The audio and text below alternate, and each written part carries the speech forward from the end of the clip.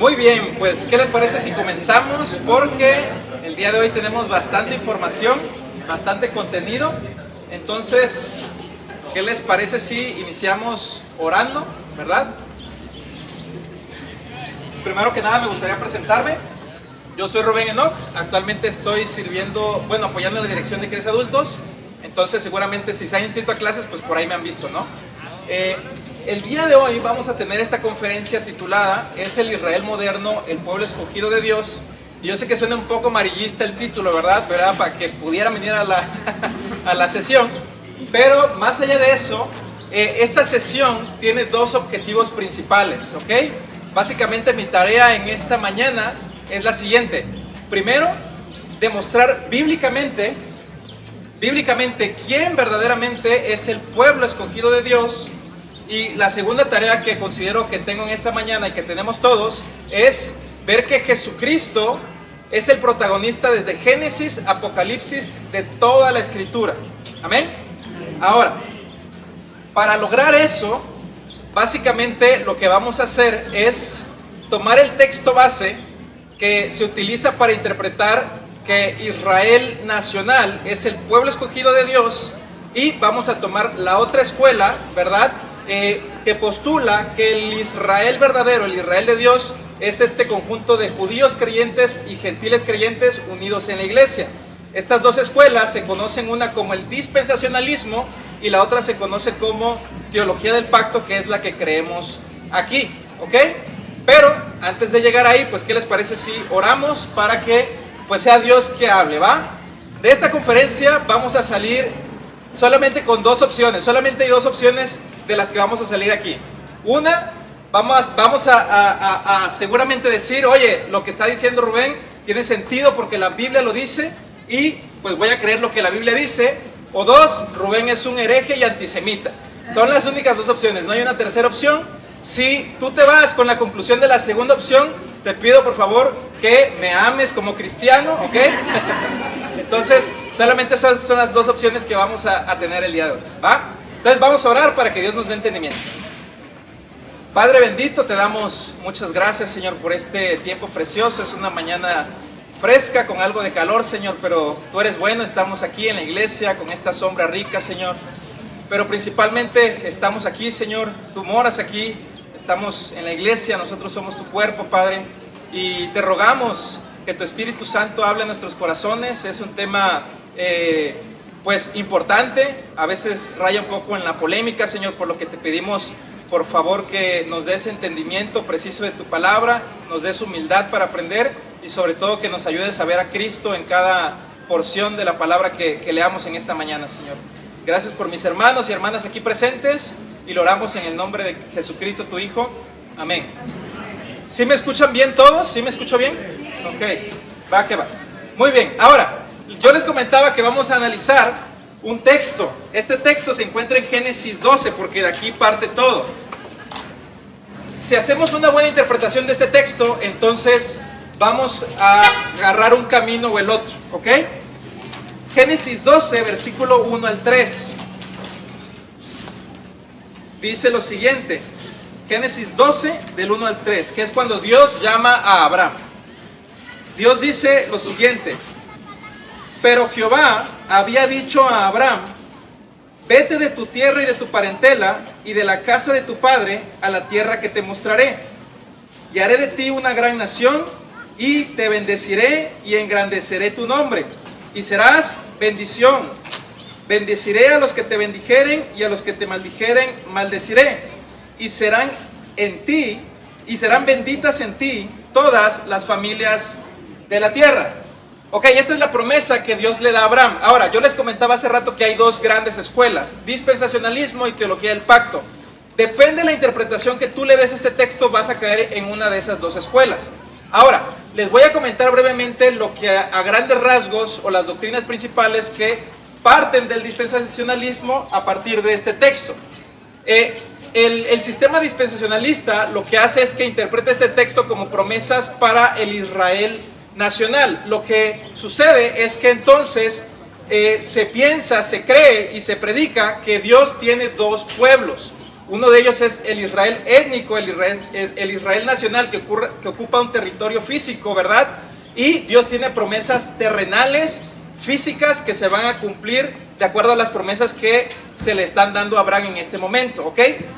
Pero por otro lado, Dios también tiene un pueblo espiritual, que es la iglesia. Ahora, lo que sucede después es que también el dispensacionalismo postula lo siguiente, que la iglesia viene a ser como un paréntesis dentro del plan redentor de Dios. Es decir, Israel es el pueblo escogido de Dios, la niña de los ojos de Dios, pero como Israel rechazó al Mesías, entonces Dios en ese momento introdujo a la iglesia como un paréntesis, como un tipo de plan B, para llevar a celos al pueblo israelita y ellos pudieran creer en el Mesías. Ahora, pues esto aquí pues hay un gran problema de facto.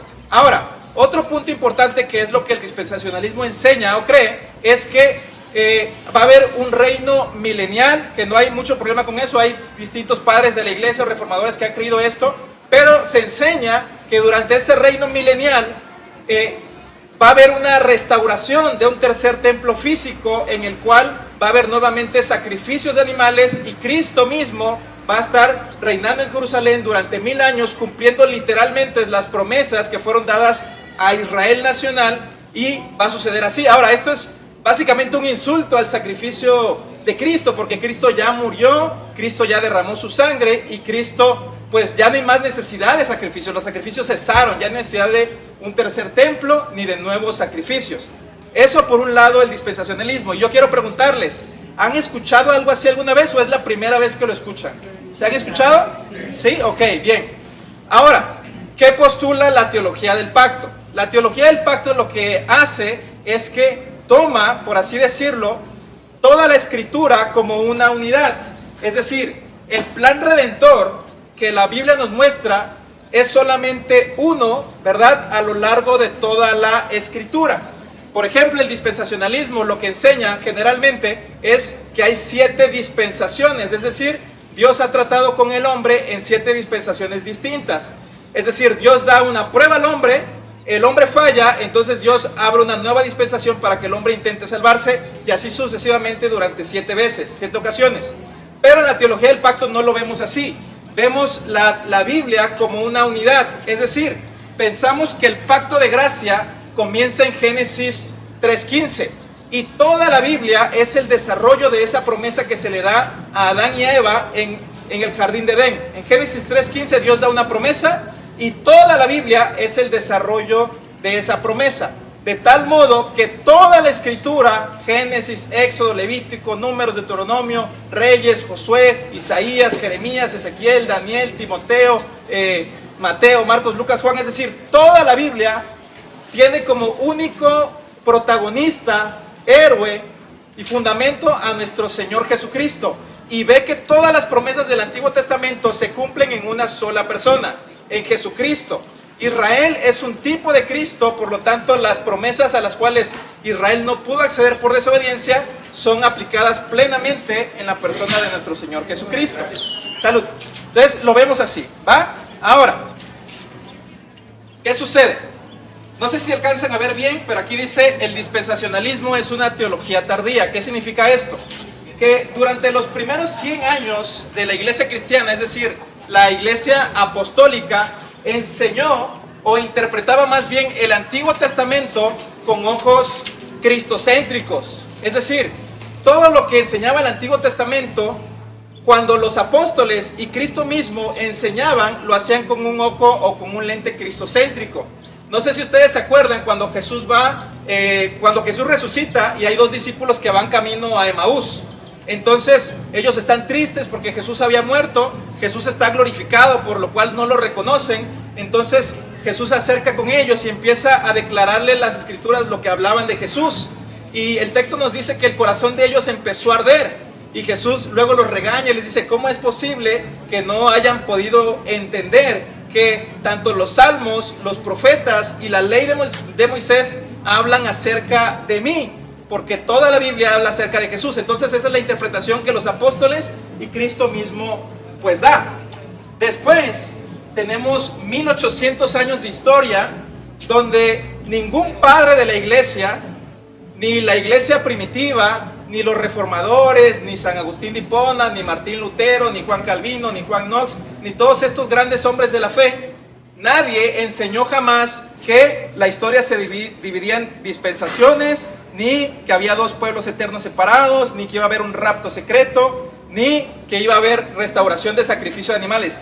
Nadie durante 1800 años de historia de la iglesia enseñó jamás eso. Y aquí pues hay un problema grande. Entonces eso querría decir que Dios se olvidó de declarar la verdad respecto a este tema tan importante a su iglesia. ¿Dejó Dios desamparada a su iglesia por 1800 años? Pues muy difícilmente, ¿cierto? Ahora, en 1830, en el siglo XIX, surge un personaje bastante interesante. Su nombre es John Nelson Darby. Esta persona fue la encargada, por así decirlo, o la persona que sistematizó lo que viene siendo el dispensacionalismo de las 7 dispensaciones, y básicamente surgió con él en 1830. Se popularizó poco, pero cuando alcanzó como su punto máximo, su pico, fue en el año 1909 con la aparición de otro personaje importante. Su nombre era Cyrus Scofield. ¿Han escuchado ese nombre alguna vez? Scofield. Hay una Biblia que se llama Biblia de Estudio de Referencia Scofield. Seguramente la han escuchado, la han visto o seguramente la tienen. ¿Qué pasó aquí? En 1909 esta persona lanzó una Biblia de estudio donde él puso sus anotaciones, que básicamente era la teología dispensacionalista, y lo que sucedió es que estas Biblias comenzaron a distribuirse por todo el mundo y las personas comenzaron a tomar esos escritos, esas anotaciones, como si fuera la doctrina oficial de la iglesia.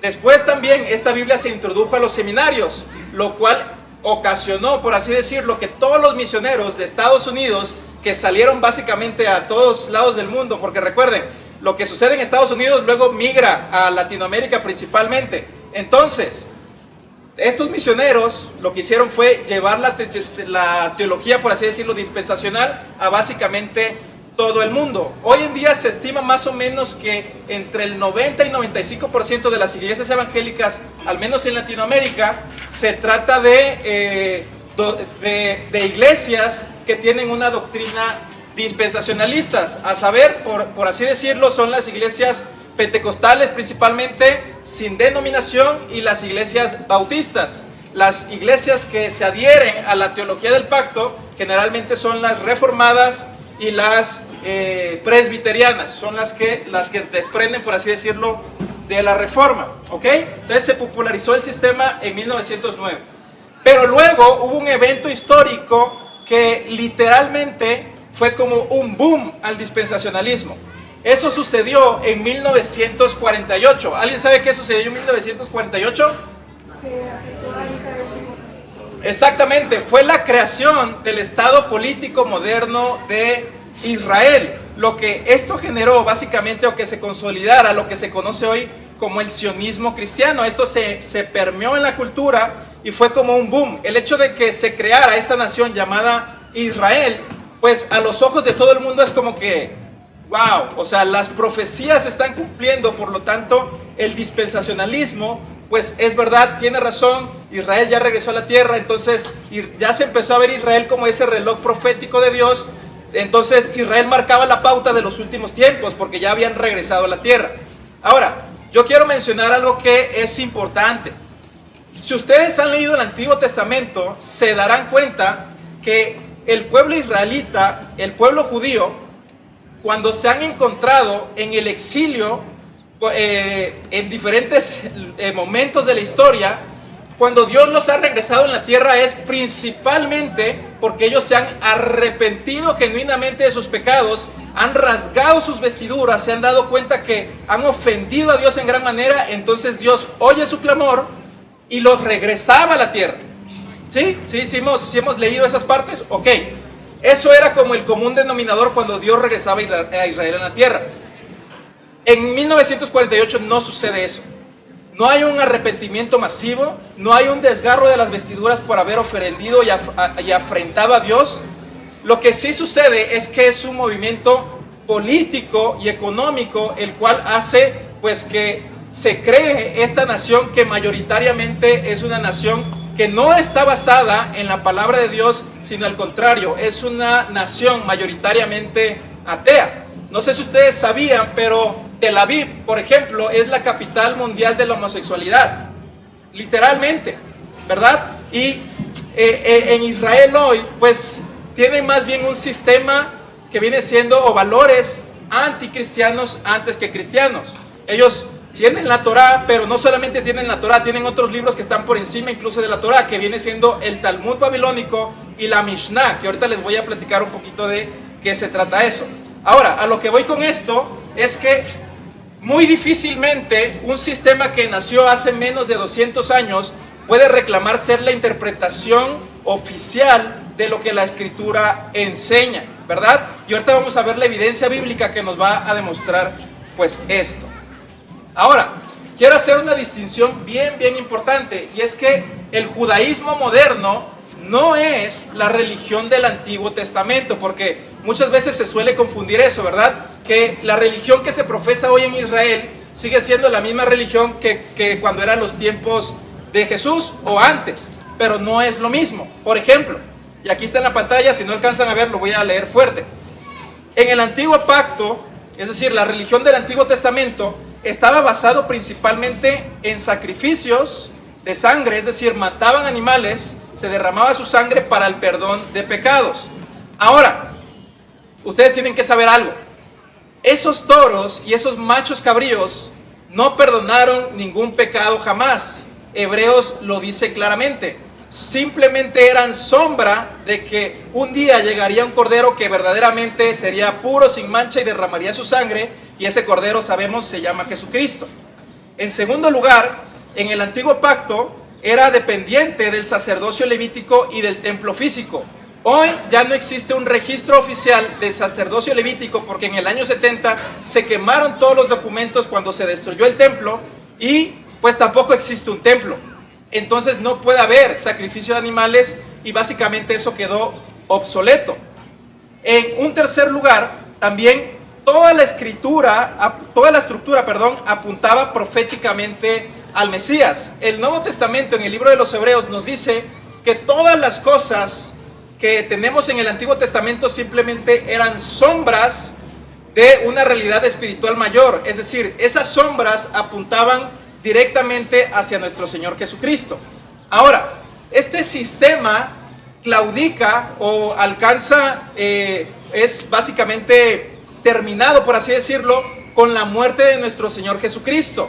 No sé si ustedes recuerdan cuando Jesús muere y dice consumado es, sucede como un temblor, un terremoto, y el velo del templo se rasga de arriba abajo, comunicando que Dios ya no iba a aceptar más sacrificios, porque el sacrificio de Jesús fue aceptado por el Padre. ¿Sí se acuerdan de esa escena?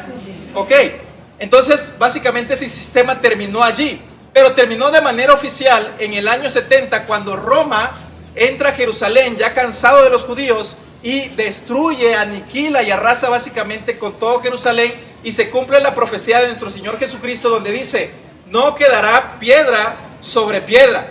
Básicamente fueron dispersados, el templo fue destruido y los judíos fueron enviados a la diáspora. Ahora, un dato histórico interesante, y es lo siguiente, es que el Talmud, el documento oficial de los judíos, documenta la cruz inconscientemente. Ellos lo documentan de esta manera. Dice en la Yomá 39b, que es un documento aparte que es hostil al cristianismo, registran accidentalmente que exactamente 40 años antes de la destrucción del templo, ¿cuándo se destruyó el templo? En el año 70, ¿cierto? ¿Cuánto es 40 años antes? 30. En el año 30, ¿cierto? ¿Qué sucedió en el año 30? La muerte de nuestro Señor Jesucristo. Y ellos documentan lo siguiente: las señales de que Dios aceptaba los sacrificios del día de la expiación se detuvieron repentinamente, y esto coincide matemáticamente con el año de la crucifixión de Jesús, quien es el Cordero definitivo. O sea, todas las evidencias están ahí y ellos mismos las documentan, incluso accidentalmente. Cesó el sacrificio de animales, ¿ok? Ahora, eso es en cuanto a la religión del Antiguo Testamento. Eso era lo que los judíos hacían, ¿cierto? Tenían el sistema sacrificial, el templo, el sacerdocio, y todo apuntaba a Jesús. Pero hoy hay un sistema que es diferente, es distinto. Se llama el judaísmo rabínico y no es la misma religión del Antiguo Testamento. Por ejemplo, el judaísmo rabínico principalmente está basado en tradiciones de los hombres, que es el Talmud y la Mishnah, que son condenados por Jesús en Marcos 7, que básicamente en Marcos 7, si ustedes van a ese pasaje, van a ver que Jesús condena las tradiciones de los hombres por encima de la palabra de Dios. Y básicamente eso es lo que es el Talmud y la Mishnah. Son conversaciones de los judíos, de los rabinos, ¿verdad?, sobre distintos temas, y a las conclusiones que ellos llegan, pues es básicamente la autoridad, lo que ellos determinan que es correcto de acuerdo a lo que interpretaron. Pero hay un problema bien grande y de verdad que a mí a veces me molesta mucho la actitud que tenemos como cristianos, que es de rendir pleitesía al movimiento sionista.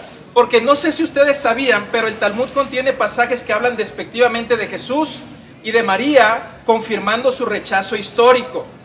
Ahora, hay pasajes, y los voy a decir explícitamente porque no sé si ustedes han escuchado esto alguna vez.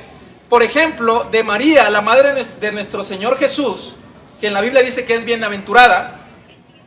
De María en el Talmud se dice que era una prostituta, que fue violada por un soldado romano y que nuestro Señor Jesucristo es producto de esa violación. Y de nuestro Señor Jesucristo dice algo todavía mucho peor.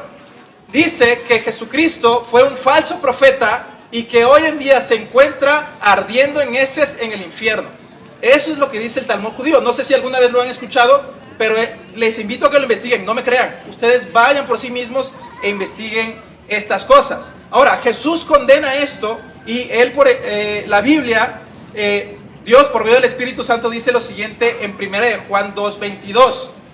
Dice lo siguiente: ¿quién es el mentiroso sino el que niega que Jesús es el Cristo? Este es anticristo, el que niega al Padre y al Hijo. El judaísmo actual y el judaísmo en general es una religión que niega a Cristo como el Mesías. La Biblia los declara como anticristos, pero vemos mucha gente hoy que dice que son el pueblo escogido de Dios y que se van a salvar simplemente por el hecho de ser judíos. Pero la Escritura es clara, nos dice: ¿quién es mentiroso sino aquel que niega que Jesús es el Cristo? Todos ellos entran dentro de esta categoría. Ahora, no quiero sonar como que es algo de odio. Ahorita voy a explicar un poquito más cuál es el sentir que tenemos que tener como cristianos hacia el pueblo judío, que es sí amarlos y sí evangelizarlos, ¿ok? Pero quiero ponerles en sus mentes la realidad de lo que es realmente el judaísmo rabínico, ¿ok? Ahora, ¿vamos claros hasta aquí? Bien, vamos a avanzar un poquito. Ahora, la pregunta importante que tenemos que hacernos es: ¿quién es genéticamente judío hoy? Porque ojo, la guerra que hay ahorita en Medio Oriente es precisamente una reclamación de la tierra, porque ellos dicen: nosotros somos judíos, de nosotros es esta tierra, a nosotros se nos prometió genéticamente, históricamente esta tierra pertenece a nosotros. Es básicamente el conflicto religioso que ha existido durante los últimos 2000 años. Ahora, ¿qué sucede? Cuando Israel todavía estaba en las 12 tribus y ellos estaban en el desierto e iban a poseer la tierra, Dios generalmente los reprendía porque ellos se mezclaban con las poblaciones paganas que estaban alrededor. Dios les decía: aniquilen a todos, no se junten con las personas. O sea, ustedes son pueblo santo, pueblo querido por Dios. O sea, ustedes están apartados, no se mezclen. ¿Y qué hacían ellos? Se mezclaban. Ahora, después, cuando el reino es formado, hay una guerra civil interna, por así decirlo, y el reino se divide en dos, que viene siendo el reino del norte, que son las 10 tribus del norte, y el reino del sur, que son las 2 tribus del sur, que es Judá y Benjamín. La tribu del norte se llama Israel, y ellos fueron exiliados, y si no me equivoco, fueron conquistados por Babilonia, ¿verdad? De tal modo que cuando ellos regresan nuevamente a la tierra, regresan ya mezclados.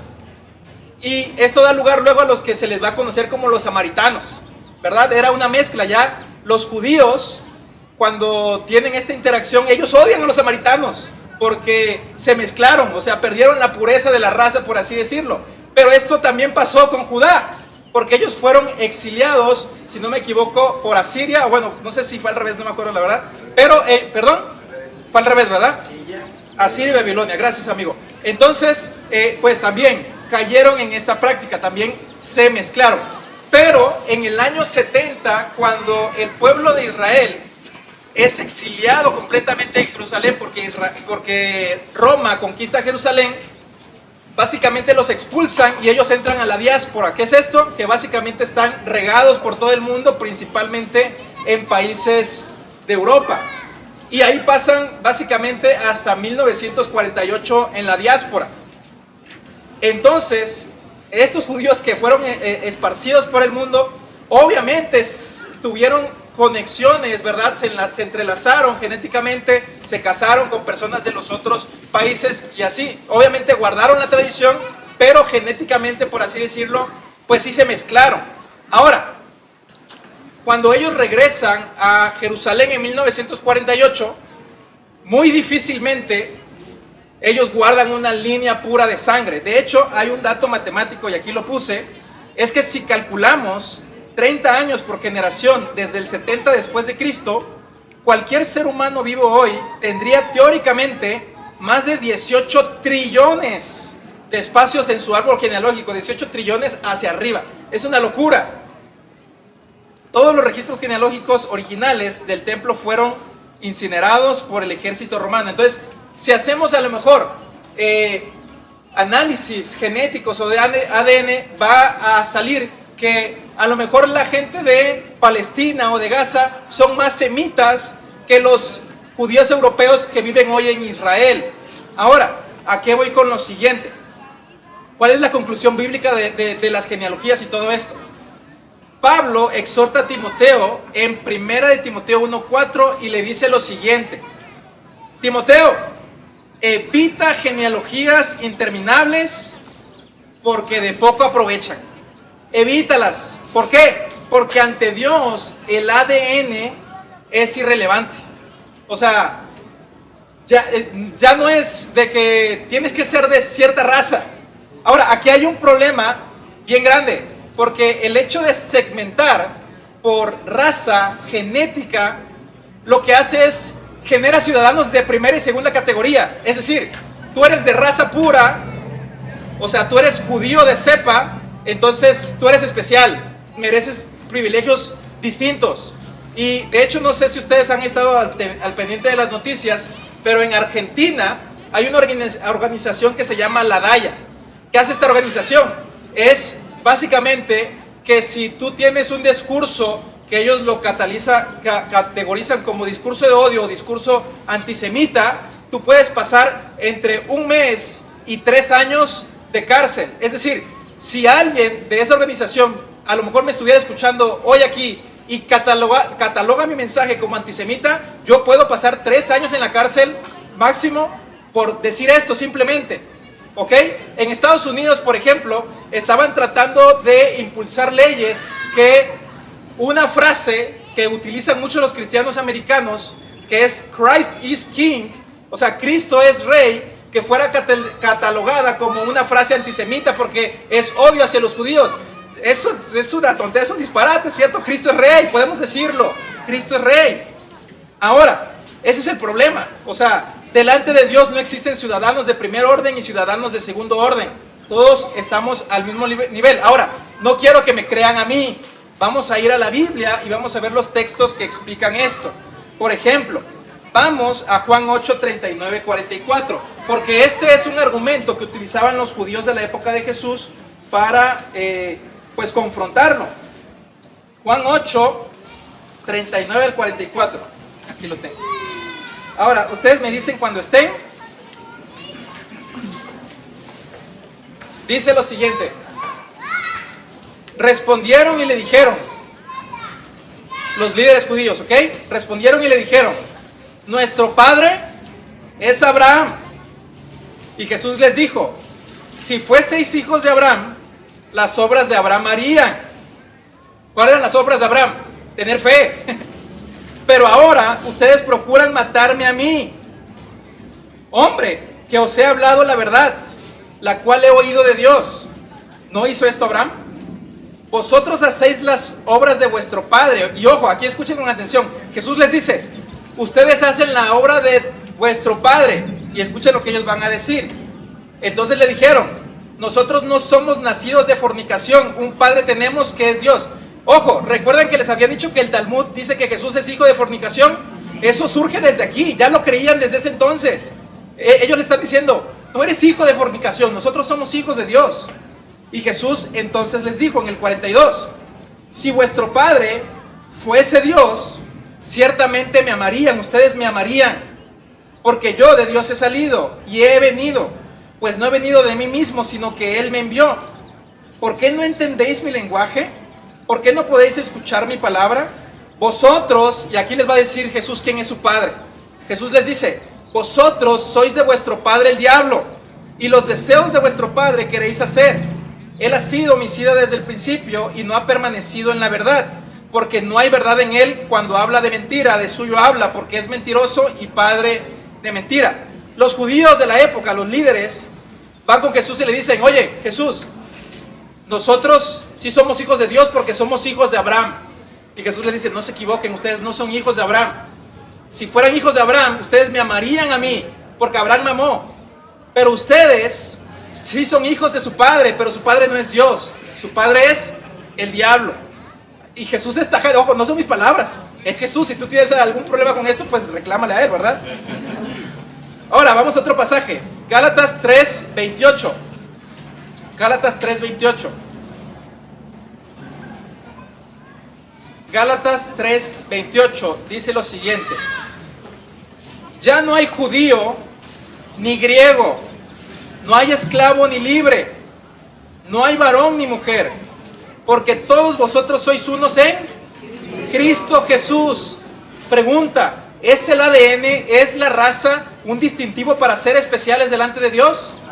Absoluto que no, porque la Biblia nos dice ahora por boca de Pablo, por letra de Pablo, que ya no hay judío ni griego, ni esclavo ni libre, ni varón ni mujer. Somos uno en Cristo Jesús, por medio de la fe. Ahora, vamos a otro pasaje, Filipenses 3. Filipenses 3, del 1 al 9. Gálatas, Efesios, Filipenses. Este es el testimonio de Pablo, judío. Y él dice lo siguiente respecto a un linaje especial. Dice lo siguiente: por lo demás, hermanos, gozaos en el Señor. A mí no me es molesto el escribiros las mismas cosas, y para vosotros es seguro. Guardaos de los perros, guardaos de los malos obreros, es decir, pastores, ¿verdad?, que están ahí haciendo el mal. Y guardaos de los mutiladores del cuerpo. ¿Quiénes son los mutiladores del cuerpo? Los de la circuncisión. Los judíos, sí, que buscaban hacer la circuncisión en la carne. Porque nosotros, y aquí ya explica quién es precisamente la verdadera circuncisión. Porque nosotros, los creyentes, somos la circuncisión, los que en espíritu servimos a Dios y nos gloriamos en Cristo Jesús, no teniendo confianza en la carne. Es decir, no tengo confianza en mi ADN de que soy israelita, no tengo confianza de eso, sino en Cristo Jesús. Y luego dice, aunque yo también tengo de qué confiar en la carne. Si alguno piensa que tiene de qué confiar en la carne, yo más. Circuncidado al 8º día, del linaje de Israel, de la tribu de Benjamín, hebreo de hebreos, en cuanto a la ley fariseo, en cuanto a celo perseguidor de la iglesia, en cuanto a la justicia que es en la ley, irreprensible. Pero cuántas cosas eran para mi ganancia, las he estimado como pérdida por amor de Cristo. Y ciertamente aún estimo todas las cosas como pérdida por la excelencia del conocimiento de Cristo Jesús, mi Señor, por amor del cual lo he perdido todo y lo tengo, ¿por qué? Lo tengo por basura, para ganar a Cristo y ser hallado en Él, no teniendo mi propia justicia que es por la ley, sino la que es por la fe de Cristo. La justicia de Dios que es ¿por qué? Por la fe. Pregunta, nuevamente, ¿es el ADN, la raza, algo esencial para estar bien con Dios? Definitivamente que no. Pablo dice, si alguien tuviera que jactarse de la carne, soy yo puedo hacerlo, soy judío, hebreo de hebreos, en cuanto a la ley fariseo, soy circuncidado, soy de la tribu de Benjamín. en cuanto a la ley, irreprensible, pero dice cuántas cosas eran para mí ganancias, la he estimado como pérdida, y no solo pérdida, son basura para mí con tal de ganar a Cristo.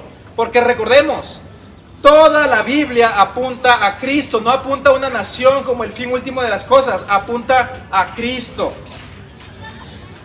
Ahora, ¿cuál es el error fundamental de la interpretación del dispensacionalismo? Que el dispensacionalismo básicamente lee el Antiguo Testamento buscando una historia centrada en Israel, nacional, cuando los apóstoles del Antiguo Testamento lo ven como una narrativa más bien centrada en Cristo. Por ejemplo, el ente dispensacional lo que hace es que esperan un tercer templo de piedra en Medio Oriente. De hecho ya hay conversaciones y todo eso. El único detalle es que hay una mezquita gigante donde se supone que tendrá que ir el templo.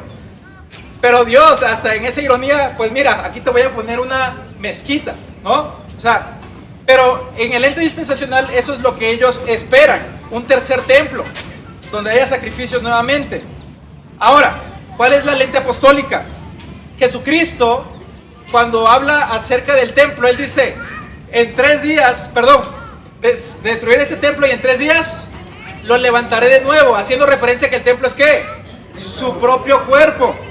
Ahora, me gustaría que también fuésemos a 1 Corintios 3:16, porque ahí también, al estar unidos a Cristo, la iglesia también se vuelve el templo.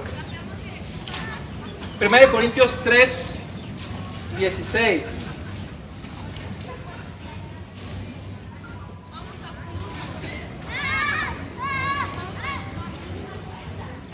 Perdón, se me pegaron mis páginas. 1 Corintios 3:16. Dice lo siguiente, se los dice a los creyentes: ¿no sabéis que sois el templo de Dios y que el Espíritu de Dios mora en vosotros? Entonces, bajo la lente del Nuevo Testamento, el templo es Cristo mismo y todos los que están unidos a Él por la fe, es decir, la iglesia que está conformada por judíos y gentiles, y ahorita voy a ir a esa parte, ¿ok? No esperamos la reconstrucción de un tercer templo, no hay necesidad, porque Cristo ya murió, Cristo ya resucitó, ya el sacrificio perfecto fue dado, fue entregado, Cristo ya dio su sangre, ya no hay necesidad de un tercer templo. Esperar un tercer templo, pues es poner el templo antes que a Cristo. Más bien, como cristianos tenemos que esperar no un tercer templo, sino la venida de Cristo como nuestro Rey. Es lo que tenemos que esperar como cristianos. Ahora, el otro aspecto que también es importante es que esperan, ¿verdad?, la tierra prometida. Es decir, esperan recuperar el territorio que una vez Dios les prometió. Entonces, la guerra que existe hoy precisamente es eso, una recuperación de territorio. Son mis tierras ancestrales, Dios me las prometió, y como Dios me las prometió, nadie me las puede quitar. Más bien vamos a expulsar a las personas que están aquí, porque esta es nuestra tierra. Si ustedes buscan en internet y le ponen Proyecto Gran Israel, el Proyecto Gran Israel es básicamente recuperar no solamente el territorio que se les dio en 1948, sino recuperar toda la extensión de la tierra que abarca partes de Egipto y de Irán y toda esta franja. ¿Cuál es el problema? Que Dios ya les entregó toda la tierra. Dios ya les entregó toda la tierra. Vamos a Josué 21, 43, 45. Y aquí es clarísimo, ya no tendríamos por qué esperar que Israel recupere la tierra cuando Dios ya se las dio en su momento. Josué 21, 43 al 45. Dice lo siguiente. Josué 21, 43 al 45. Dice así, escuchen. De esta manera dio Jehová a Israel, ¿qué dice ahí? Toda la tierra que había jurado dar a sus padres, y la poseyeron y habitaron en ella. Y Jehová les dio reposo alrededor conforme a todo lo que había jurado a sus padres, y ninguno de todos sus enemigos pudo hacerles frente, porque Jehová entregó en sus manos a todos sus enemigos. Y escuchen, subrayenlo si quieren. No faltó palabra de todas las buenas promesas que Jehová había hecho a la casa de Israel. Pregunta, ¿faltó alguna? No. Dice el texto que no faltó ninguna. Todo se cumplió. Todo se cumplió. ¿Qué quiere decir esto? Que ya Israel hoy no tendría por qué estar buscando que esta promesa se cumpla, porque la promesa ya se cumplió. Dios ya les entregó toda la tierra, no faltó nada. Todas las buenas promesas de Dios se cumplieron. Ahora, ¿por qué no están en la tierra hoy? Porque Dios se la quitó. Ellos rompieron el pacto con Dios y Dios les quitó la tierra. Y ahorita vamos a ver un pasaje donde Dios les quita el reino y lo transfiere a personas que van a dar fruto de este verdadero reino celestial. ¿Ok?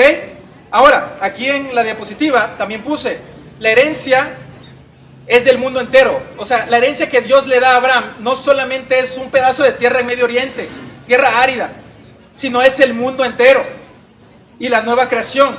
De hecho, si ustedes van a Romanos 4:13, no vamos a ir por el tiempo, pero dice que la promesa es de que seréis herederos del mundo. Segunda de Corintios dice también lo siguiente: vosotros sois embajadores en el nombre de Cristo, como si Dios rogase por medio de nosotros, reconciliados con Dios. Es lo que dice la palabra, somos embajadores. Ahora, pregunta: cuando hay una embajada de un país en otro territorio, ¿esa embajada territorio de quién se considera? Del país de la embajada, ¿cierto? O sea, si aquí está la embajada de Estados Unidos, ¿esa embajada es territorio de quién? De Estados Unidos. Dios tiene un pueblo escogido por gracia en cada pueblo, tribu y nación del mundo, de tal modo que el pueblo cristiano, el pueblo de Dios, es heredero del mundo, porque donde hay un cristiano, ahí es una patria celestial. Ahí está el Señor, ahí está el reino de Cristo que fue inaugurado. Obviamente no ha llegado a su plenitud máxima, porque eso es cuando Jesús venga. Pero el reino ya se inauguró, ahí ya está el reino de Cristo en ese lugar, porque somos herederos del mundo. Y un tercer punto en la lente dispensacional es que se espera que haya millones de descendientes étnicos, ¿verdad? Que es básicamente los descendientes de los judíos, básicamente. Pero en la lente apostólica, el heredero de todas las promesas es Cristo mismo y todos los que están adheridos a Él por medio de la fe. Ahora, quiero decir lo siguiente. Una de las cosas que la verdad que causa un poco de pesar en mi corazón es que muchas veces las predicaciones en las iglesias no se tornan hacia Jesucristo, se tornan más hacia la profecía, hacia el cumplimiento de las promesas, que es Israel esto, que es Israel lo otro, y a lo mejor en una iglesia puede que se predique en 40 minutos y 35 minutos fueron de la profecía y 5 minutos para aplaudirle a Jesús. Pero aquí hay un problema grandísimo, es que la Biblia no está centrada en un país. La Biblia apunta ¿a quién? A Jesucristo. Y cuando nosotros venimos a la iglesia y entramos al sermón, nosotros lo que esperamos escuchar no es que me digan cómo ser una mejor persona, o cómo ser éticamente mejor, o cómo las promesas se van a cumplir en Israel. No, yo quiero que me den a Cristo, porque es lo que necesito, y que esas promesas que Cristo pues otorga, me las da, pero por medio de Él, por medio de la fe en Cristo. De hecho, si tú lees en 2 Corintios 1:20, dice lo siguiente: porque todas las promesas de Dios son en Él sí y en Él amén, por medio de Cristo, para la gloria de Dios. Es decir, buscamos que la interpretación de la Biblia siempre nos lleve hacia la persona de Cristo, no hacia un estado secular, sino hacia Cristo, porque lo que la iglesia necesita, mis queridos amigos, es a Cristo. Es lo que necesitamos, escuchar a Cristo una y otra vez y lo que Él ha hecho a favor de nosotros. Debes de saber que toda la Biblia, todos los libros de la Biblia apuntan hacia nuestro Señor Jesucristo. Alguna vez un famoso predicador bautista llamado Charles Spurgeon, él dijo: querido amigo, si no hay Cristo en tu sermón, quítate de ahí. O sea, yo quiero a Cristo, para eso vine a la iglesia. ¿Ok? Entonces, eso, exijamos a Cristo, porque es a lo que venimos a alimentarnos de nuestro Señor Jesucristo. Ahora, estos son algunos puntos, pero realmente hay otros elementos del Antiguo Testamento que no están aquí, que también nos apuntan a Jesús. Por ejemplo, la ley, es decir, los mandamientos, también nos apuntan a Jesucristo. La Biblia dice en Romanos que el fin de la ley es Cristo. Si has leído ese pasaje, sabes que la Biblia dice eso. El fin de la ley es Cristo. Por ejemplo, los sacrificios. Los sacrificios, ningún macho cabrío, ningún toro jamás perdonó ningún pecado. ¿Quién es el Cordero perfecto? Cristo, todo apunta a Cristo. El sacerdocio. Los sacerdotes, ustedes saben que, bueno, no sé si saben, pero en el Antiguo Testamento, cuando los sumos sacerdotes entraban al lugar santísimo, entraban como con unos cascabeles, por así decirlo, con una cuerda, y estaban caminando y tenía que sonar, porque si de repente ya sonaba significaba que el sumo sacerdote se murió, porque estaba en pecado, ¿cierto? Entonces, cada que moría uno tenía que entrar un nuevo sumo sacerdote, etc. Pero cuando Cristo da su vida por nosotros, pues ya no hay más sacrificio por el pecado, porque Él ya pagó. Ya no necesitamos más sumos sacerdotes. Él es nuestro sumo sacerdote según el orden de Melquisedec. Y, por ejemplo, también el antiguo pacto. El libro de Hebreos nos dice que Jesucristo es mediador de un nuevo y mejor pacto que está establecido sobre mejores promesas. ¿Ok? Entonces, vamos a pasar a esta sección, que igual es polémica. Todo es polémico, ¿verdad? Pero vamos a esta sección. Mateo 21. Y este pasaje está bueno. Si quieren, vamos para ver lo que dice. Que es básicamente la parábola de la viña y el traspaso del reino. Mateo 21, iniciando el Nuevo Testamento. ¿Cuántos tienen jitomates ya atrás para lanzarme ahorita en un ratito? Ah, ¿verdad? Muy bien, vamos bien. Mateo 21. La verdad espero que sea el testimonio de las Escrituras lo que los esté convenciendo, ¿ok? No, básicamente estamos leyendo lo que la Biblia dice. Mateo 21, 33 al 46. Dice así. Esta es una parábola que Jesús cuenta igual al liderazgo judío. Dice lo siguiente.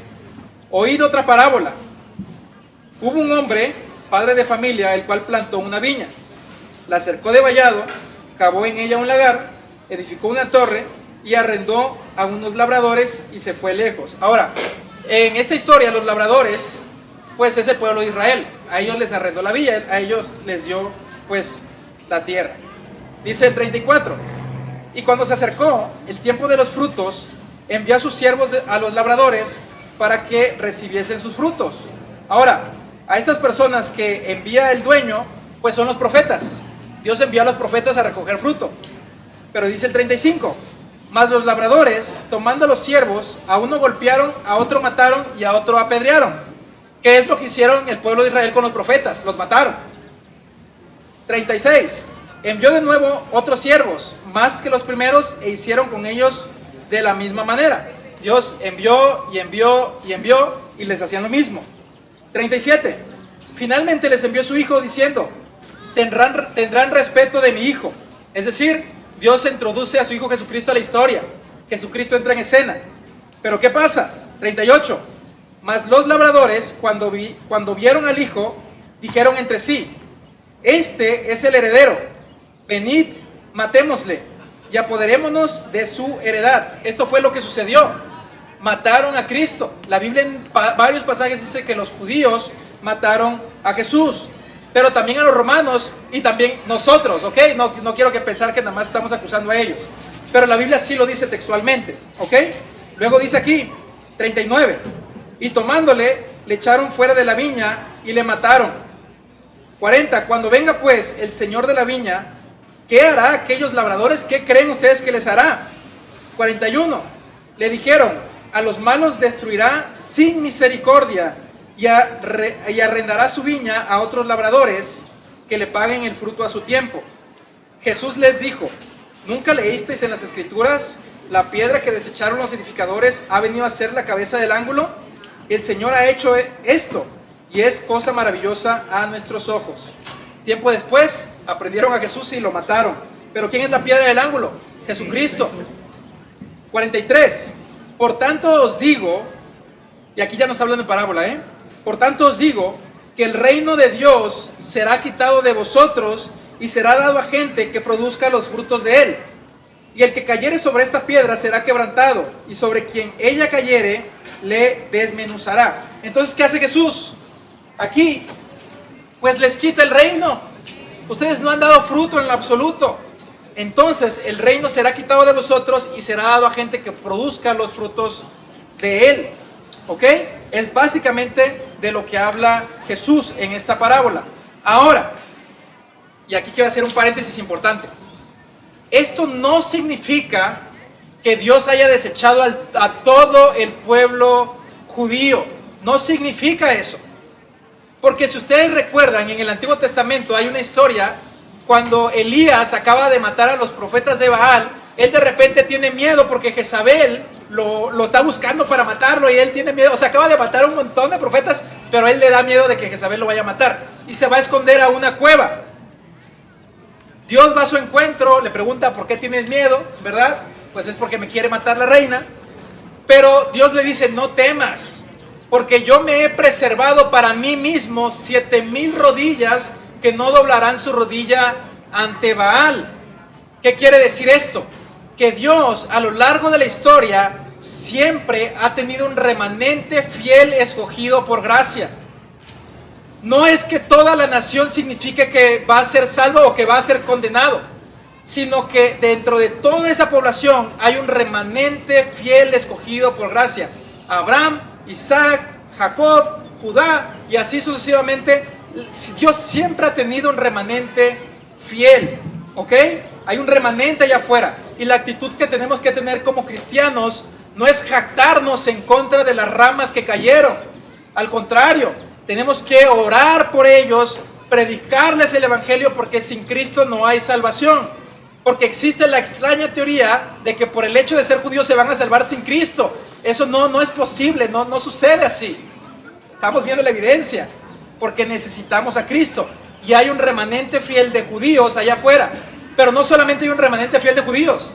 Hay un remanente de cada pueblo, tribu y nación. Hay un remanente en México, hay un remanente en China, hay un remanente en Estados Unidos, hay un remanente en Irak, hay un remanente en Gaza, hay un remanente en Palestina. Hay un remanente en cada pueblo del mundo, porque Dios tiene hijos, ¿verdad? Básicamente por todos lados, ¿verdad? Que se acercan a Él por medio de la fe, por medio de Jesucristo.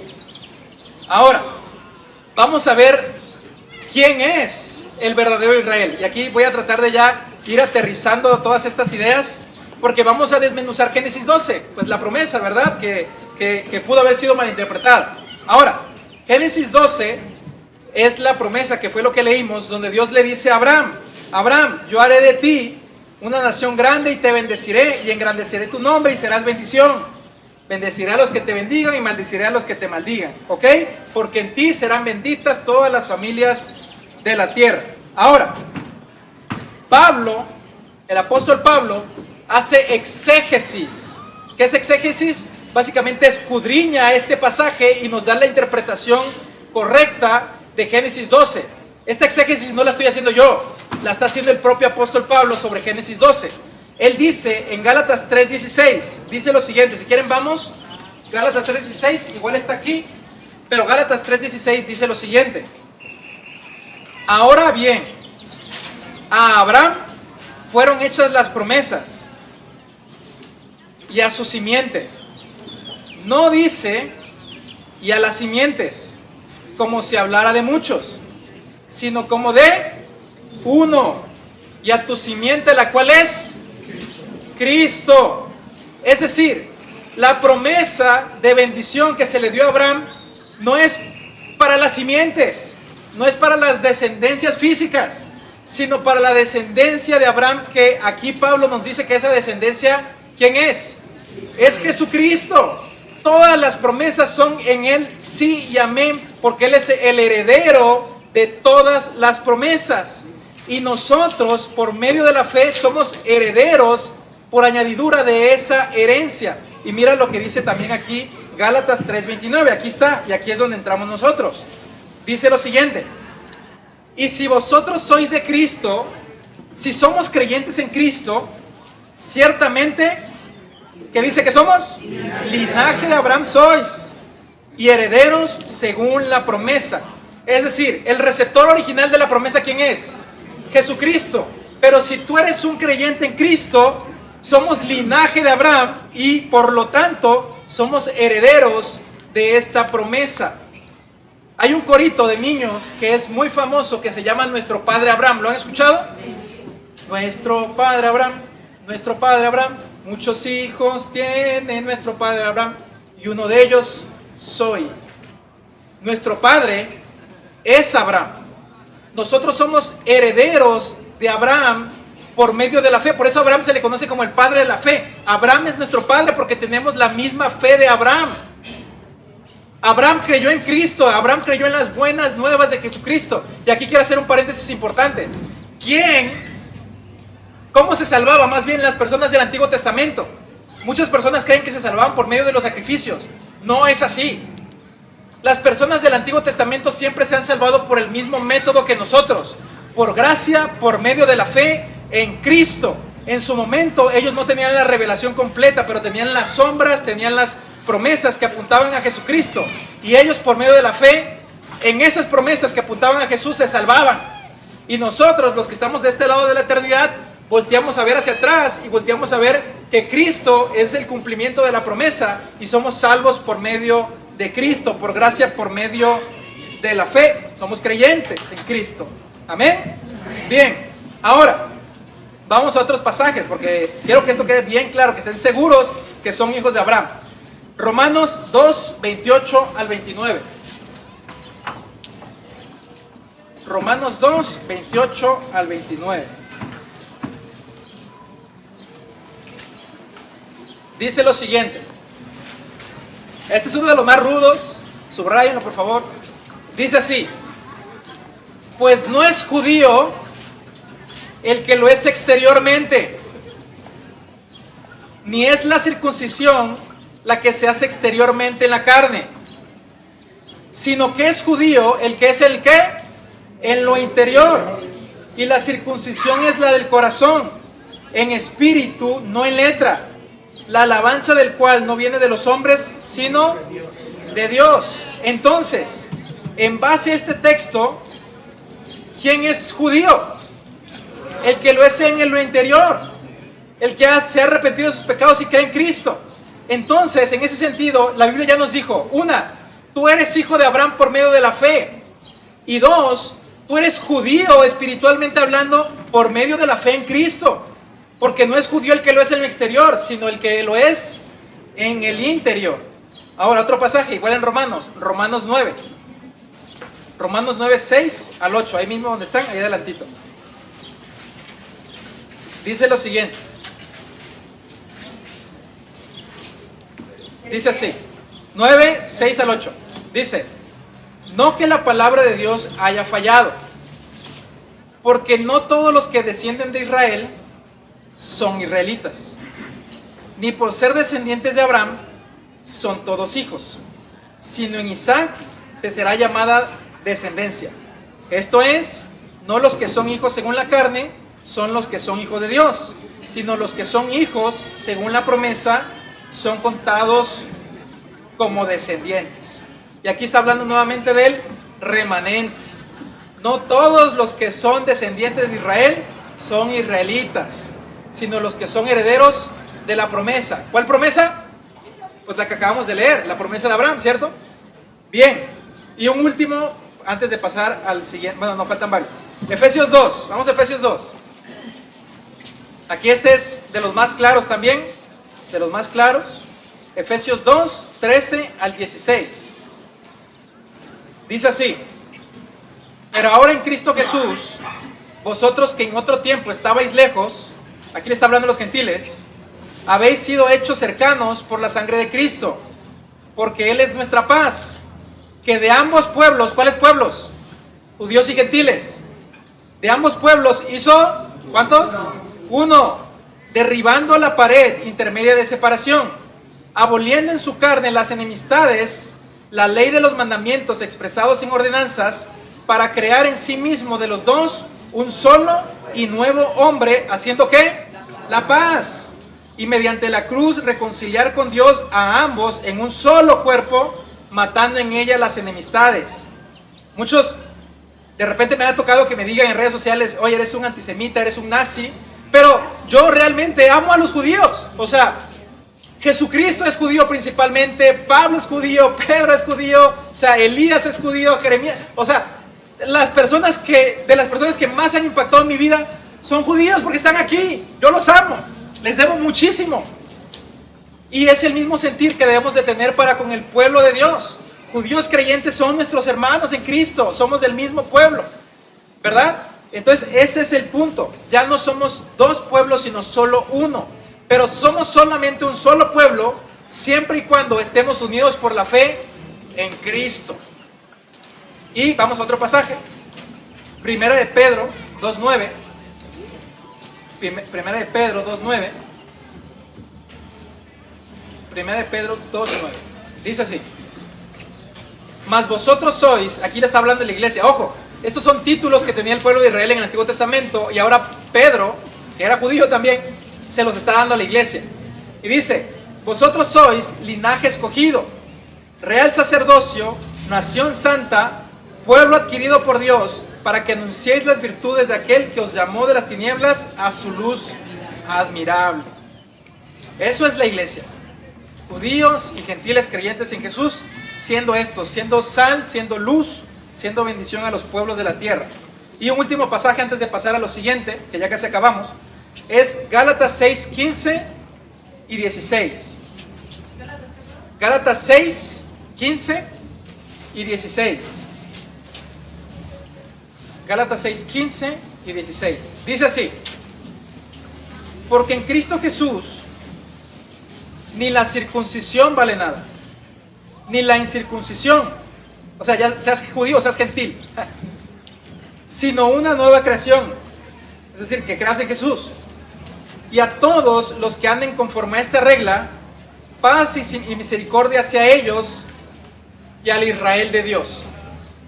Pregunta: con todo lo que hemos visto hasta este momento, ¿quién es el Israel de Dios? La iglesia. Y la iglesia está conformada por judíos creyentes y gentiles creyentes en un solo pueblo. Eso es el Israel de Dios. Somos el Israel de Dios. Ahora, vamos a tratar con el elefante en la habitación. Romanos 11. Si ustedes han escuchado alguna vez o han estado involucrados en estos temas, seguramente uno de los pasajes que siempre sale a la palestra es Romanos 11:26. Romanos 11:26. Si quieren vamos todos. Es el argumento preferido para hablar de este tema. Romanos 11:26. Dice lo siguiente: y luego todo Israel será salvo. Ahora, este pasaje comúnmente se utiliza para decir que toda la nación Israel será salva, o sea, toda la nación sin distinción. Pero recordemos, Pablo ya dijo en Romanos que no es judío aquel que lo es en lo exterior, sino el que es en lo interior. Porque ojo, cuando leamos la Biblia hay que leerla en su contexto total, no nada más agarrar un versículo y decir, mira, aquí dice. No, pero ¿qué dijo antes? Porque ya Pablo presentó un precedente, dio un precedente. ¿Ok? Y luego en Romanos 9 dice que no todo Israel es Israel, sino los verdaderos creyentes en Cristo, los herederos de la promesa. Ahora, Pablo llega a este punto en Romanos 11 y le está hablando del Israel étnico. Y de hecho, si quieren, vamos un poquito atrás para que veamos el contexto. Dice aquí en Romanos 11, 16, dice así: si las primicias son santas, las primicias son los padres, ¿verdad? Que es Abraham, Isaac, Jacob. Dice, si las primicias son santas, también lo es la masa restante. Si la raíz santa, también lo son las ramas. Pues si alguna de las ramas fueron desgajadas, y tú siendo olivo silvestre, has sido injertado en lugar de ellas, y has sido hecho participante de la raíz y de la rica savia del olivo. No te jactes contra las ramas, y si te jactas, sabe que no sustentas tú a la raíz, sino la raíz a ti. Pues las ramas, dirás, fueron desgajadas para que yo fuese injertado. Bien, por su incredulidad fueron desgajadas, pero tú por la fe estás en pie. No te ensoberbezcas, sino teme, porque si Dios no perdonó a las ramas naturales, tampoco a ti te perdonará.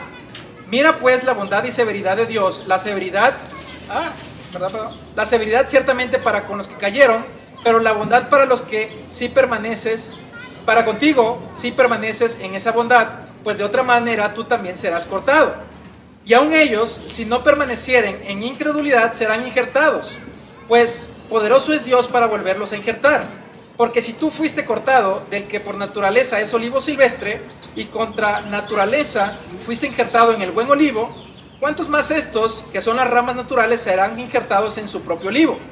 Porque no quiero, hermanos, que ignoréis este misterio, para que no seáis arrogantes en cuanto a vosotros mismos, que ha acontecido a Israel endurecimiento en parte, hasta que haya entrado la plenitud de los gentiles, y luego todo Israel será salvo, como está escrito, y ya ahí pone una profecía. Ahora, cuando dice, y todo Israel será salvo, se refiere pues ya a la plenitud. Ya entraron los judíos creyentes, el remanente judío, y ya entró el remanente de los gentiles. Y entonces así, todo Israel será salvo. Es decir, Israel, judíos creyentes y gentiles creyentes en un solo olivo. Y aquí está esta imagen, ¿verdad? Que es la de un árbol, aquí está la raíz. Y aquí tenemos las que están como aquí en doradito, es el remanente judío creyente, son las ramas naturales, los judíos que creyeron. Pero acá tenemos las ramas naturales que fueron desgajadas, es decir, es toda esa población judía que no cree en Jesucristo, que rechaza a Cristo, y pues son cortados del que es el olivo natural, son desgajados. Y acá están estas hojas remendadas, que somos nosotros los gentiles, que somos adheridos a este olivo por medio de la fe. Y estamos en un solo olivo, porque somos un solo pueblo, unidos por la fe en nuestro Señor Jesucristo. Entonces, Romanos 11 nos habla acerca de todo Israel será salvo, pero nuevamente, ¿quién es Israel? Judíos creyentes y gentiles creyentes en un solo olivo, en una sola raíz. Bien, voy a avanzar. Si tenemos dudas o preguntas, ahorita al final ya sí nos va a quedar tiempo. Ahora, ¿cuál es el veredicto final? El pacto abrámico siempre tuvo dos caras: bendición y maldición. Recordemos, el versículo 3 dice, a los que te bendijeren, bendeciré, y a los que te maldijeren, maldeciré.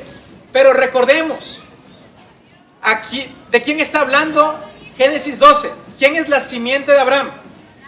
Cristo. Entonces, cristocéntricamente hablando, el veredicto es el siguiente: o estás fuera de Cristo, o estás en Cristo. Si tú estás fuera de Cristo, la noticia es fatal, porque la Biblia condena. Mira lo que dice Gálatas 3:10. Todos los que dependen de las obras de la ley, ¿qué dice? ¿Están bajo qué? Están bajo maldición. Es decir, si tú quieres ganar el favor de Dios, cumpliendo ritos, cumpliendo la ley, circuncidándote, haciendo ritos religiosos, y ojo, me gustaría que tuvieran mucho cuidado, porque últimamente está muy de moda un movimiento que se llama Raíces Hebreas. Raíces Hebreas no es otra cosa más que judaísmo disfrazado de evangelicalismo, que te dice que regreses a las raíces, o que hay que cumplir la Torá, hay que regresar. Disparates. En Cristo somos libres, y ahora cumplimos los mandamientos no porque queramos ganarnos el favor de Dios, sino como en respuesta al amor que Dios ha derramado en nosotros por medio de Jesucristo. Porque todos los que dependen de las obras de la ley están bajo maldición. De tal modo que el que maldice a Cristo y a su iglesia está bajo la maldición de Dios. De hecho, no me acuerdo si es 2 de Corintios, es el último capítulo, o 1 de Corintios el último, dice: todo aquel que no amare al Señor Jesucristo sea anatema. ¿Saben qué significa anatema? Maldito. Todo aquel que no ame al Señor Jesucristo sea maldito. Fuera de Cristo lo único que hay es maldición. Y pues en contraparte, los que están en Cristo pues heredan efectivamente bendición. Dice así lo siguiente, Gálatas 3:13 al 14. Cristo nos redimió de la maldición de la ley.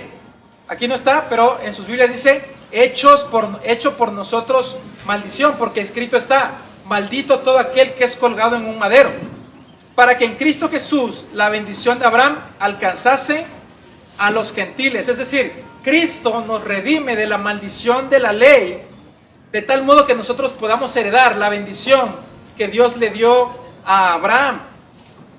El resultado de estar en Cristo es que si tú has sido lavado en su sangre y has sido lleno del Espíritu Santo, entonces tú eres un judío en el interior y eres un heredero total de las promesas. Ahora, quiero decirles cuál es la esencia principal de las promesas hechas a Abraham, y me gustaría que fuésemos a Génesis 15, porque muchas veces confundimos lo que es la bendición, y eso nos trae pues disatisfacción, inconformismo y pesimismo en nuestras vidas, cuando no se cumplen las expectativas que esperamos.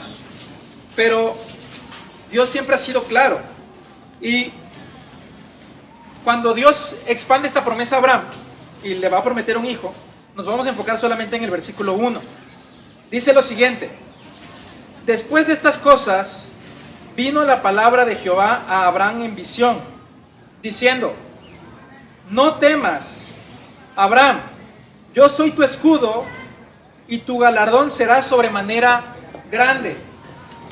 Dios le está, en este pasaje, si ustedes lo leen completo, se van a dar cuenta de lo siguiente. Dios le da esta promesa a Abraham, y Abraham le dice: sí, Señor, yo confío en ti, pero ¿cómo yo voy a estar seguro de que tú vas a cumplir esa promesa? O sea, ¿yo cómo puedo tener la certeza? Entonces, Dios lo que va a hacer con Abraham es hacer un pacto con él. Y en ese tiempo los pactos se hacían de la siguiente manera: partían unos animales, los ponían así como unos de este lado y los otros de este lado, formando un camino, y las dos partes tenían que pasar por en medio, y era un compromiso tal que si alguna de las partes rompía el pacto, significaba que la parte infractora tenía que morir como habían sido separados esos animales, tendría que ser partido a la mitad. Ese era el castigo por quebrantar el pacto.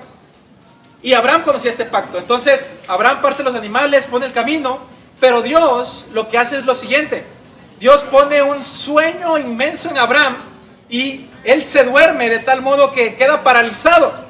Y él está paralizado, y cuando despierta y entre visión ve lo siguiente: él no se puede mover, y ve en ese camino como una llama de fuego y una como columna de humo, y ven que están pasando por en medio.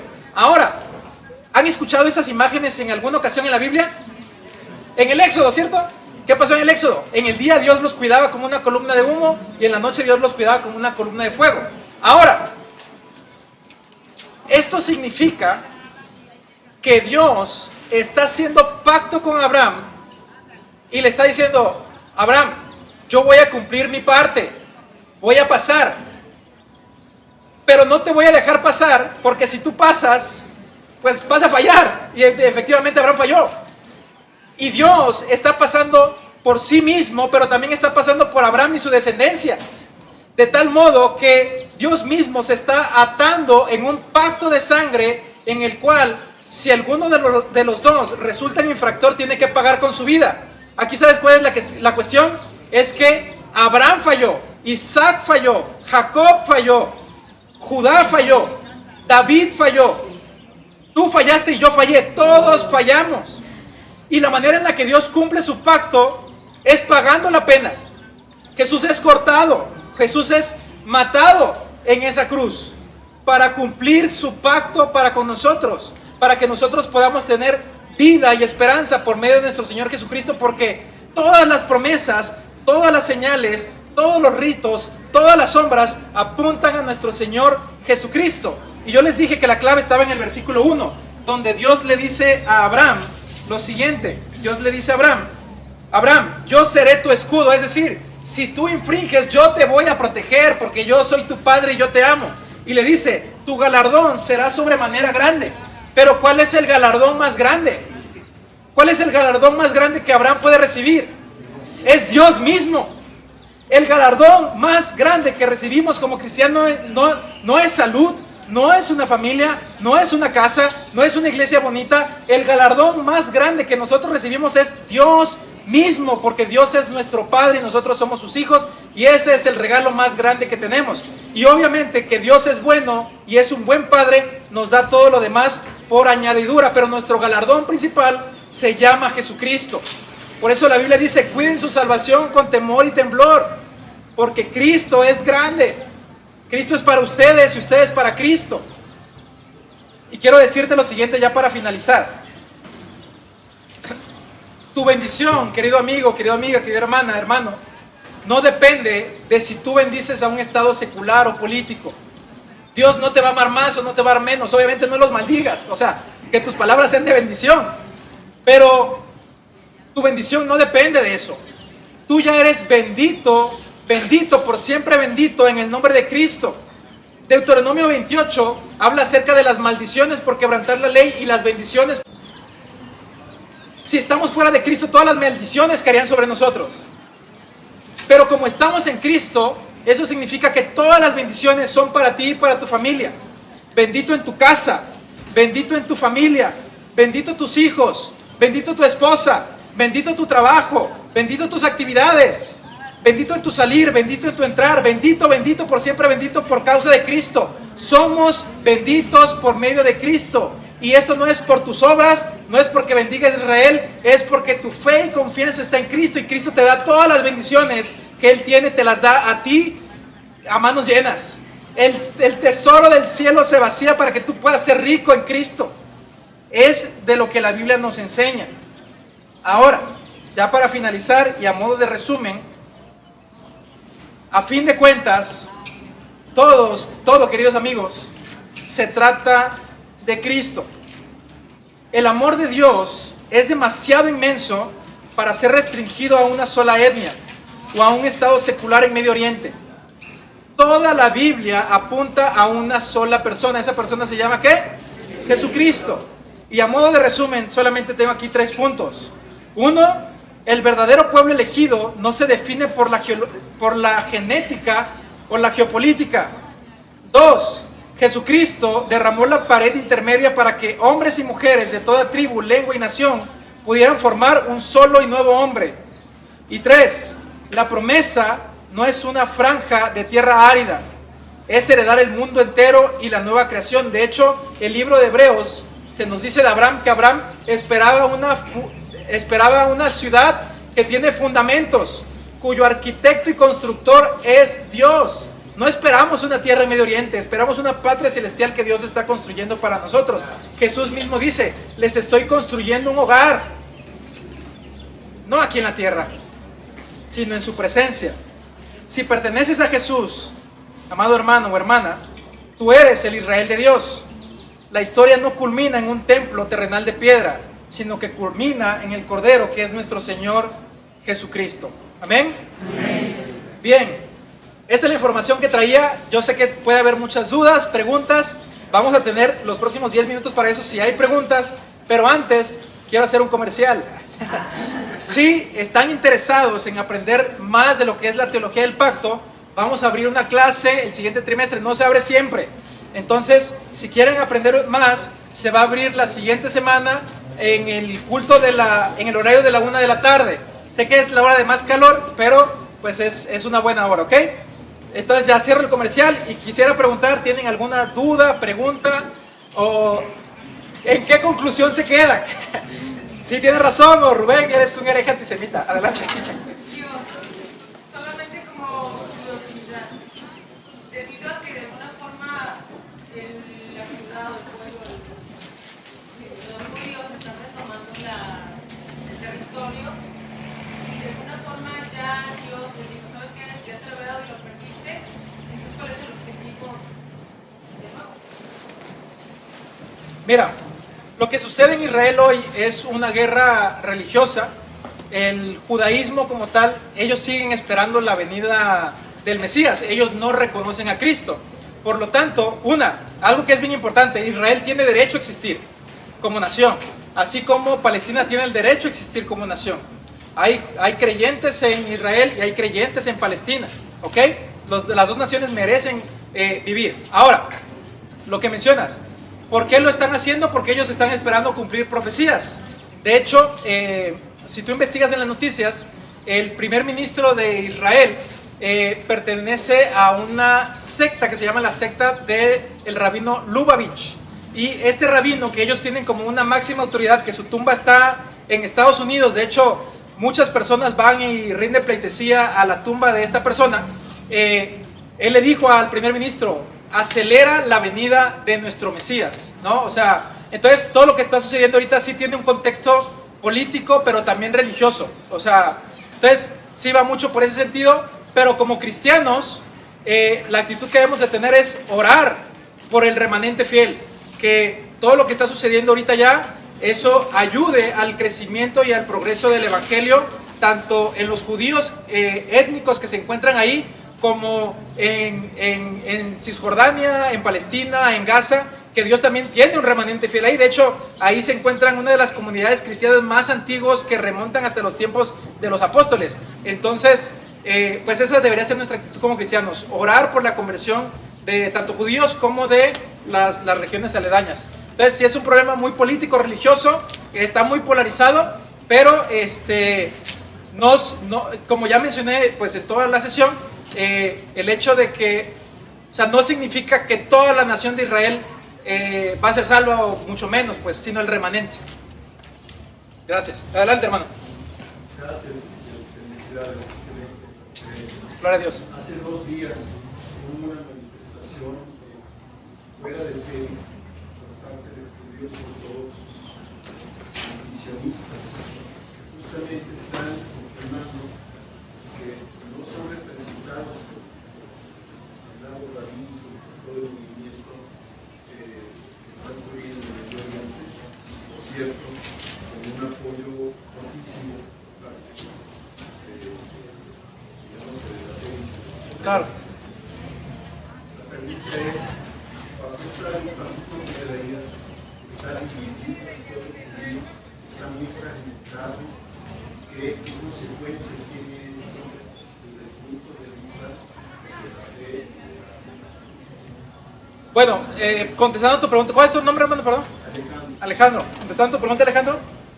Efectivamente, dentro del pueblo de Israel está dividido y segmentado. Están los que vienen siendo los judíos ortodoxos, los judíos ultra ortodoxos, los sionistas, gran parte son ateos. También dentro de Israel hay cristianos, hay árabes, musulmanes. Entonces, dentro de la nación como nación, pues hay distintos movimientos y cada uno trata de jalar como para su lado. Obviamente el movimiento sionista es el que más predomina como tal en la región y es lo que está impulsando mucho la agenda política global, por así decirlo. Pero como cristianos, pues regresemos. También dentro del cristianismo este es un tema muy polarizado. Muchas personas es de que sí, vamos a bendecir a Israel y Israel el pueblo de Dios y no importa lo que hagan, no importa si están haciendo un genocidio, Israel es el pueblo de Dios. Entonces dentro del lado cristiano, pues debemos pues tener discernimiento, porque el cristiano como tal no tendría que estar a favor de que masacren poblaciones enteras. ¿Estás de acuerdo? Entonces, en la cuestión de nosotros, cómo esto nos impacta, tenemos que ser muy sabios y astutos para aprovechar cualquier oportunidad, en mi punto de vista, para predicar el Evangelio de Cristo, ¿no? Como por ejemplo esta conferencia, en algunos puntos pudo haberse como algunos matices, pero al final a lo que queremos apuntar es que todas las profecías y todas al final apuntan a nuestro Señor Jesucristo. Entonces, tratar como de guiar la conversación siempre al héroe y protagonista de la historia redentora, que es Jesús, no Israel como tal. Adelante, hermano, allá atrás.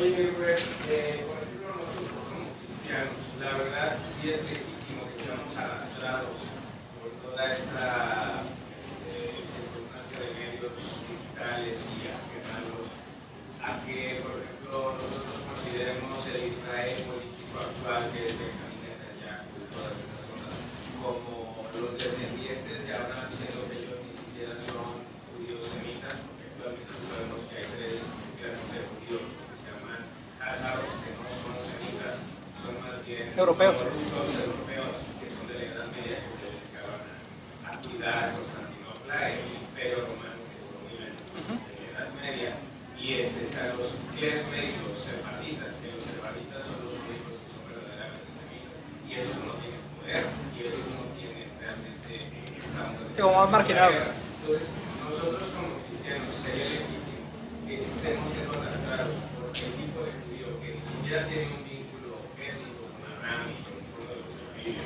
a que nosotros tengamos esa tendencia a hacer de Israel político, el Israel de la Biblia. ¿Sería legítimo? Pues no sé si legítimo sería la palabra, más bien pienso que no deberíamos ser arrastrados en general por movimientos políticos, y no solamente en el sentido de Israel, sino en cualquier circunstancia. Por ejemplo, podríamos decir que antes de ser izquierda o derecha, o de ser de los judíos házaros, sefardíes o el otro que mencionas, somos somos cristianos. O sea, nosotros nos debemos a Cristo, y si deberíamos estar arrastrados por algo, más bien sería por la Escritura y por la palabra de Dios, y buscar a Cristo, ¿no? Antes de legítimamente buscar apoyar un movimiento. Antes que todos somos creyentes en Jesucristo y lo seguimos a Él. Él es nuestro comandante en jefe. Entonces, más bien creo que sería por ahí, hermano. Sí. ¿Hermano? Yo siento que nosotros como cristianos debemos estar completamente convencidos de que todas las promesas, todos los pactos, el pacto de Dios está cumplido en Cristo. O sea, ya no hay nada que cumplir. O sea, todo lo demás es parte de ese cumplimiento. Porque si no, si nos dejamos de arrastrar, caemos en lo que esperaban los judíos de aquel tiempo cuando vivieron a Cristo. Ellos esperaban a un guerrero, un libertador de armas, y no fue lo Claro. que y pues muchos están esperando todavía esas cosas. Y es lo mismo con el pueblo de Israel. Están esperando un pueblo físico, una tierra física, cuando todo desde Génesis se trata de eterno. Y esto no es eterno. Entonces todo lo eterno es lo que Dios nos ha prometido. Amén, gracias por compartir, amigo. Nuestro reino, bueno, el reino de nosotros es celestial, Cristo es nuestro rey, y la iglesia es nuestro pueblo. Nosotros somos hermanos y velamos unos por otros, ¿no? En oración, etc. Entonces, ¿alguien más? Oramos. Miquel. Yo quería preguntar sobre la iglesia americana, porque me queda muy claro que la intervención militar en la que apoya a Estados Unidos es más por el petróleo, pero he escuchado mucho que en la iglesia protestante americana también se promueve mucho a Israel, y me confunde porque no entiendo bajo qué como excusa o bajo qué razonamiento apoyan a Israel. Esa es una buena pregunta, amigo. Principalmente se debe a esto, el dispensacionalismo. El dispensacionalismo entró con todo, principalmente en Estados Unidos, y fue ahí de donde se propagó para todas las demás naciones. Pero en Estados Unidos es algo súper marcado. Hay iglesias que ni siquiera tienen cruces, tienen banderas de Israel, y eso pues ya raya en la idolatría. De hecho, como dato cultural, la bandera de las 6 estrellas no fue un símbolo usado por David. Se le conoce como la estrella de David, pero David nunca conoció ese símbolo. Más bien tiene data histórica de la Edad Media, ¿verdad? Y tiene más bien connotaciones de la cábala y todo esto, y se asocia más bien con la estrella de Renfán, que es mencionada en el libro de los Hechos, que más bien era cuando el tiempo que los judíos se iban a la idolatría con los dioses paganos. Pero contestando tu pregunta, amigo, tiene mucho que ver con el dispensacionalismo que se ha infiltrado en las iglesias, de tal modo que pues lo que se enseña pues es esto. De hecho, hace poco, no sé si ustedes ven mucho las noticias, pero el embajador americano en Israel le hicieron una entrevista, un periodista que se llama Tucker Carlson, y le preguntó: oye, ¿tú qué crees acerca de esto? O sea, ¿debe Israel poseer toda la tierra? Sin ninguna duda, toda la tierra, porque Dios lo prometió. ¿Pero qué es eso? La interpretación dispensacionalista, y es con lo que muchas personas han crecido. La teología del pacto, tristemente, como solamente es algo que se enseña en las iglesias reformadas y presbiterianas, pues somos minorías. A lo mejor tú nunca habías escuchado esto porque, pues no sé, a lo mejor vienes de una corriente así, y todo lo que dije de verdad lo dije con todo respeto y con todo el amor, pero espero que la escritura misma te haya mostrado, ¿verdad?, el hecho de que el Israel de Dios no se refiere a una nación física allá en Medio Oriente, sino a todos los creyentes judíos y gentiles que han puesto su fe y confianza en Jesucristo. Entonces, más bien es eso, el impacto del dispensacionalismo y la poca influencia que ha tenido la fe reformada en las iglesias como tal. Sí. Y ya salieron de culto, entonces se nos terminó el tiempo. Si quieren hacer más preguntas, me invitan a un café si quieren y platicamos. O pueden inscribirse a la clase de teología del pacto, ¿va? Vamos a orar y nos despedimos. Padre Santo, te damos muchas gracias por este tiempo, un tiempo muy enriquecedor, pero sobre todo gracias por tu palabra y gracias por Jesucristo, Señor. Somos polvo, somos nada, sin embargo tú has tenido bien amarnos, Señor, y dar tu vida, dar la vida de tu Hijo, Señor, para que podamos ser salvos, podamos caminar contigo, vivir contigo, Señor, y tener una esperanza llena de gloria y hermosura que va a ser a tu lado, Señor. Gracias por mis hermanos y hermanas aquí presentes, que lo que aquí hablamos pues realmente haya podido impactar nuestros corazones, y sobre todo que podamos saber, tener certeza de que nosotros somos tu pueblo, Señor, que Cristo es el héroe y queremos verlo siempre así, Señor. Te lo pedimos y agradecemos en el nombre de Cristo Jesús. Amén. Dios les bendiga, hermanos, y un placer.